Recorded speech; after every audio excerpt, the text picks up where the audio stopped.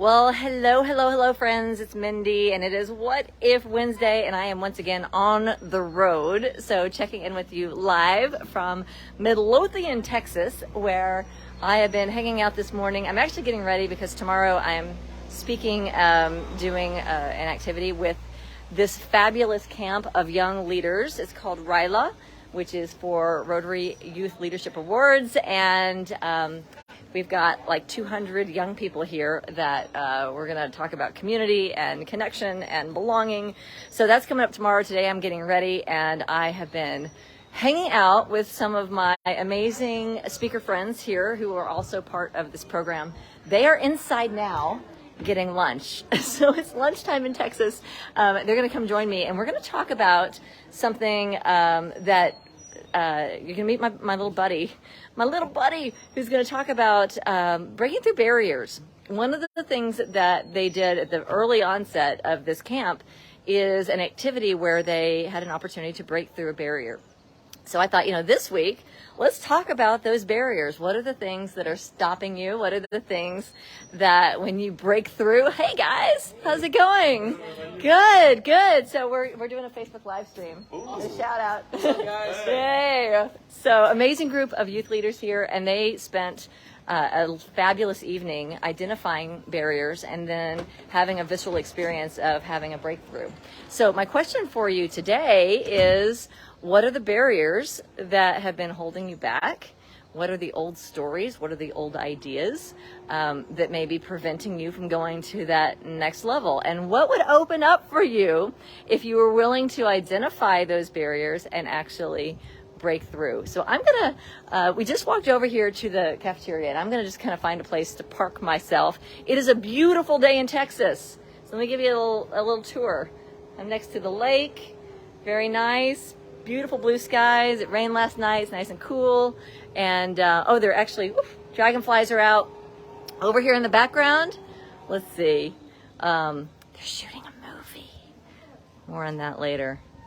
Anyway, we're having a great time out here, and I'm excited. Tomorrow morning, I'm going to be here. We're going to be talking about community. We're going to be talking about creating a sense of belonging and how do you do that as a leader. But for today, we're talking about barriers. Welcome. Oh, Tiffany's here. Mwah. Happy birthday, Tiffany. I saw your celebration. I hope you had a fantastic day. So good. Great to see you. Thanks for the comments. Thanks for checking in. So the question is, what are the things that have been holding you back? And so we can look at that in an external sense and say, well, it's like I'll just speak personally. It's like, okay, I'm in mom mode. I've got a kid that needs a ride everywhere. I can look at the external things and say, okay, I got a busy lifestyle. There's a lot going on. But this is really about looking deeper. Like, what are the barriers within you that if you were to shift a core belief, if you were to shift something that maybe runs through your mind on a regular basis, if you were to create that kind of internal shift, it would open up new levels of possibility. So, thank you. Tiffany, I'm so glad to see you. I am in your neck of the woods. I'm in Midlothian, Texas, and enjoying a warm, sunny Texas day out at Camp RYLA. So thank you so much for joining. So my colleague today who's going to be joining us is an inspirational speaker. He is been doing this work as long as I have. We actually trained together, and he comes out. Here he is. So he comes out here every year just like I do. He kicks things off. Hello. There he is. Troy Stende, everybody. Hi. My good buddy. And what have we got for lunch today? Oh my gosh, it's like a Monterey chicken thing with some potatoes and corn. It's so good. It's so good. I'm really hungry, so I got 2 Okay. plates. Okay. Yeah. Or for maybe you might share a little bit with me. Share with you. All right, so I'm going to switch sides so that I can actually hold this with my left hand. Okay. So, should we come over here? Yeah. We're going to go hang out a little bit. So, Troy, okay. You were here on, as we kicked off. Down. Yeah, we're going to sit down lunch. We can just sit. You want to sit? Okay, so Troy is a master facilitator and leads programs for people, corporate, youth, all over the place. All of it. All over the place. And one of the many things that you teach and that you talk about is how do you, isn't this nice? How do you overcome internal barriers, and what does that open up on the other side? So let's start with, what do you find I asked the question, like, what are the barriers that you're dealing with? Like, and we talked about internal versus external. So what are some of the internal barriers that you find are the biggest blocks for people? And how do you help people identify what those are so they can break through them? Yeah. So did you tell them about board breaking? No. Okay. So I run a, what? Surprise. So I run a program, we've both done this in the past, but I just did this here at this site yesterday with just about 200 people. And it's really, it's about, we teach them how to break a board with their hand or their foot. And it's the whole martial arts thing. But the thing is, it's just a metaphor for breaking through a barrier in your life. And the barrier that we talk about for this activity, and this is great for everybody in life, and you don't even have to break a board for this to be effective, but it's about it's about a barrier that is a way that you are thinking, feeling, believing that's not serving you. And it's something that you have control over. You can make a mental shift in an instant to make it different. That's the key. It's something you're doing, and it's something you have control over. Like sometimes we think about a barrier as like this person. Yeah. If I have a curfew. I have to be back at a certain time. I can't do this. I can't do that. Yeah. Or the budget, or the client. I don't have the money. Like that kind of stuff. And like a person, this barrier. We can't control them. But Right. the reality is, some of us might have a barrier of a person. Like they're very difficult. So, what is it that you can change about yourself to make different? Like, can you be more open-minded? Can you be more patient? Things like that. So, so the barrier would be closed-mindedness. The barrier would be lack of patience, lack of flexibility. Yeah. But what I try to do during this program is get people to go deeper. To go to less of the superficial, like my barrier is procrastination, right? Like I just procrastinate. But what's behind that? Yeah. Why do you procrastinate? What are you afraid of? And a lot of these barriers are focused, the deeper, more meaningful, I think, barriers are focused around fears and core negatives. So talk about core negatives. So what do you mean by a core A negative? core negative essentially is this negative belief about ourselves that's not serving us. So an example, I did the barrier breaking in 1990, and I'm 33, so I was an infant. And when I did this, my barrier is perfectionism, because I thought I had to be the best. If I couldn't be the best at something, I didn't do it, so I missed out on a lot of opportunities. Broke through that, said yes to a lot more things.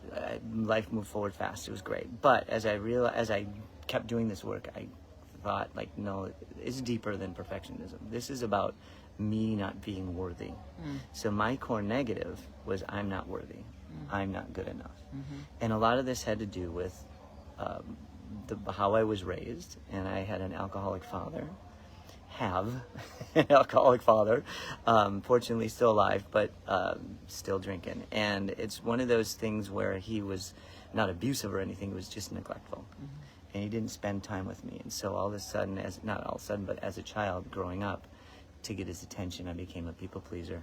I became this person that did things I was the golden child, so I could get attention. So obviously, I wasn't good enough. So I had to do things to be good enough, because I wasn't enough. Yeah. That's a deep way of saying that. Yeah. And so as you're watching this, I invite you to think about, like, what might be you call it a core negative. A core negative. What might be a core negative that you could have a breakthrough in, that you could identify, and there's power in identifying it, so that you can break through it. So as I think about it, I think about, like, I kind of grew up very introverted, very shy, in a family of superstars and socialites, and I felt very invisible. And I still do. I still wrestle with that feeling of, I go to the airport, and you know how they have the sinks where you stick your hands under it and the water doesn't come? The water's supposed to come, but I put my hand under it and the water doesn't come. And I'm like, can't you see me? I mean, don't I exist? Not even the water comes. Or the dryer, I put my hand there and it doesn't dry my hands. Can't you see me? I get triggered by that. So being aware of, okay, there it is. And is it true? And as I'm finding, as I get older, as a woman in my 50s, and wiser every day, wiser by the moment, and so many good things that I love about being in my 50s, but I'm also wrestling with, it's like I've felt the difference of when I walk out there and I have my blonde hair and my high heels and my padded bras and I have all the things to say, look at me, I'm in the room. And I've been letting myself shed some of those things that are not truly authentically me, and being okay with it, like being so identifying as like, okay, where am I sacrificing my authentic self? And I'm not saying that wasn't authentic, to me. I'm not saying that there's anything that's wrong with, doing those things. But for me, I've really been challenging myself to, why am I doing it? Am I okay? Yesterday, I flew from New York to Dallas, and I went to the airport with not a stitch of makeup on, like all day long. Oh, yeah. And I don't think I've ever done that before. I did it too. Did you do that too? I have any makeup. How did you feel about it? Was it uncomfortable for you? Yeah. What was I thinking? Anyway, I actually was like, it felt liberating because I was allowing myself to let go of that sense of I need to put on this persona in order to be seen. Yeah. And what if I don't? Like, what if I don't have to do that to be seen? What if I am enough? What if you are enough? Just being who I am. So yeah, I know that with my barrier, I had this sense of, it wasn't rational. It wasn't like, hey, Troy, do you think you're worthy? No, I don't think I'm worthy. It wasn't like that. But what was happening for me, it was subtle. And so if you're going to dig into your barrier for yourself or your core negative, it generally is subtle. So it's operating in the background and it's guiding your decisions. So the way for me, mostly that this shows up as I'm not worthy, is two behaviors that would show up is I would procrastinate and I would self-sabotage. So I do self-sabotaging things. So let's say I go to a conference and I speak to all these people and they love my program. They come up and someone comes up, gives me their business cards. I love your program. I want to bring you into my company. Here, call me. The self-sabotaging procrastinator, of course, is going to sit on that when a business person, a wise entrepreneur, right, should follow up right away while the iron's hot. And so I find myself doing these things. And it's one of those things where it's like, why'd you do that again, Troy? Why are you doing this? Yeah. So a hint, some way to find your barrier, if you're thinking for yourself, and I hope you are, thinking about what is behind for me, is if you find yourself saying, why am I doing this again? And you keep saying that, there's something there. There's a barrier operating in the background, a core negative belief about yourself. And, my wife, she was raised in a family where it was, there was a lot of anger in the household. And also her mom was very cold in that she kind of would go choose work over raising her daughter. She would, and it's not to say that you can't choose work, but she was very non-nurturing. Yeah. You can be busy and nurturing and busy and loving, but she was busy and cold, busy and neglectful. Yeah. And how her core negative showed up for her is she had this internal message that said, I am not lovable. So when we met, when we were in our late 30s, her longest relationship she had was a year. Wow. She had several year-long relationships in her life. And it's boiled down to she just didn't feel lovable. She didn't feel worthy. And so as a result of that, she wasn't able to let people love her and let people in. And that realization that she had that early on in our relationship was so key for saving it, for letting us get closer, because then she realized, okay, I don't feel lovable. And she knows that's not logical. She knows she is lovable here. And then she started to act from here, act from the heart in a I am lovable way. And so she was able to let me in and let me love her. And that's where everything could turn for her. And now we're going on our 11th anniversary. Oh my gosh. I know. I mean, nothing like what you got, but it's 11 years. You got to go start somewhere. So, but it wouldn't have been possible if she didn't drill down and discover what is this core negative of myself. Well, and so our community here in What If Up Club, it's all about possibility. It's all about living your best life, living your dream, and what can you step into. And I think taking the time to do some of the introspection and to look at, like, what are those barriers that keep showing up for me, and then to be able to reflect on it, to create possibility, and even to bring that into this community and be able to have people, like you said with your wife, like we're able to process it together and create shifts together and look at new ways of being together. So challenge for the week.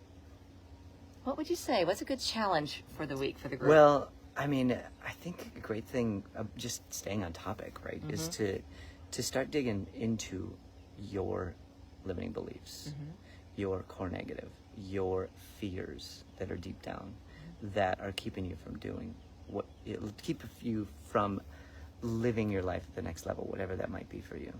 And just take time to be honest with yourself and real with yourself. And I think that the key to that is take time. Yeah. Because we have all the answers. You have all the answers. But we don't take time to think about it and to really give it a look.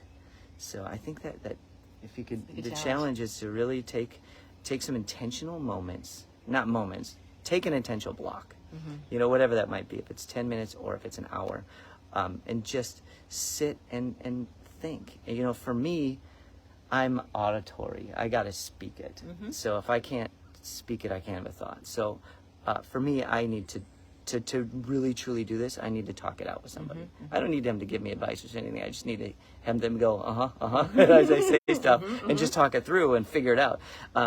Many people, like my wife, they need to journal. They got to write it down. That's the way they get through it.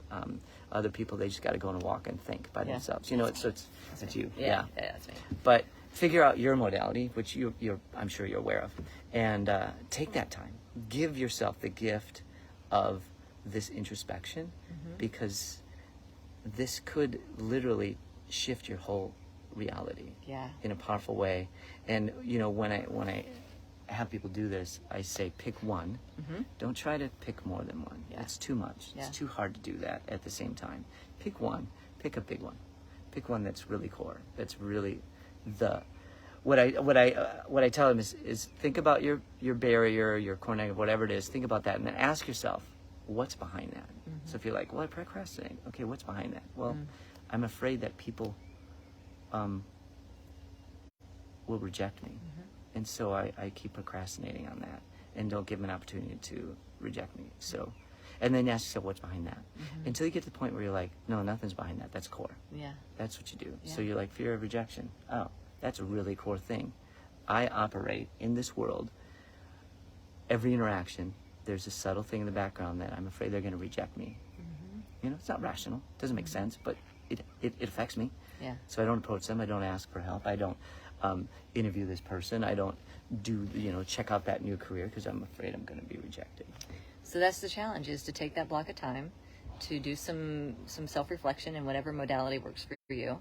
And then I would encourage you, as part of the challenge this week, to come back into the community and to post whatever you feel is appropriate to post. So you might just say, hey, I took my walk and I got some great insights, and maybe that's what you want to share. Or maybe you want to share, like, here's what I found, here's what I dug down and discovered. And, and if you would like just to be, have a witness to that, like just to have people say, yeah, okay, good work. Put that out there. Like, I'm not looking for ideas or anything. I just want to share. Let us know. Or you may say, hey, here's what I noticed, and I'd love to what if up that with people. So if you want that, put that out as well. Ask for what you want. Ask for what you need. Do you want to reveal that quote? Oh, what was my quote? If I can't grow individually. Oh, yeah. If you want to grow individually. If you want to grow individually, you have to grow collectively. And that's what we're here to do, is we're here to create a collective where it's a safe place. It's a safe place to share authentically and to grow together. So there's so much power in writing down what you come up with, writing down your barrier, and also writing it where other people can see it. Yeah. That's scary. Yeah. For some of you, that might be like, okay, I figured it out, but I don't want to tell anybody because I don't want to admit this about anybody. They're going to judge me about this, right? Yeah. And your barrier is fear of judgment, right? Yeah, right. So it's like, take that step, take that risk, because it's worth it. Yeah. And this community is going to take care of you.